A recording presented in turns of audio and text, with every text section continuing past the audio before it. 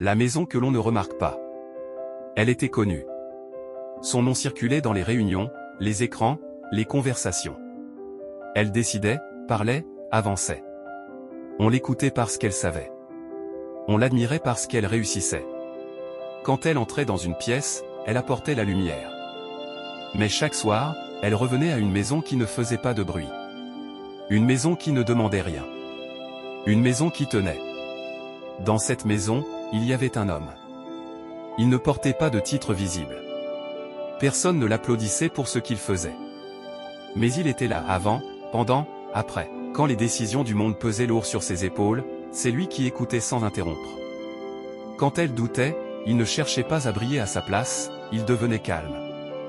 Il connaissait la charge que le monde ne voit pas, les silences à protéger, les conflits à absorber, les lendemains à préparer. Il réparait ce qui cassait sans le raconter. Il anticipait ce qui pouvait tomber.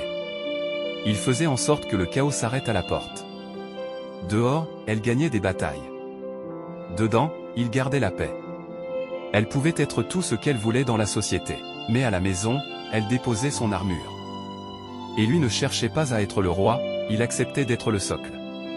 Car une maison n'a pas besoin d'un trône, elle a besoin de murs droits, d'un toit solide, et d'un homme qui reste quand tout le monde part. Le monde avance grâce à ceux qui brillent. Mais la famille survit grâce à ceux qui tiennent. Et tant qu'il tiendra la maison, peu importe à quel point elle ira loin, elle saura toujours où revenir. La réussite et le statut impressionnent la société, mais la stabilité familiale repose sur une responsabilité silencieuse. Un homme de valeur protège, structure et tient le foyer, sans chercher la reconnaissance, car la paix durable naît de l'engagement assumé, non de la visibilité.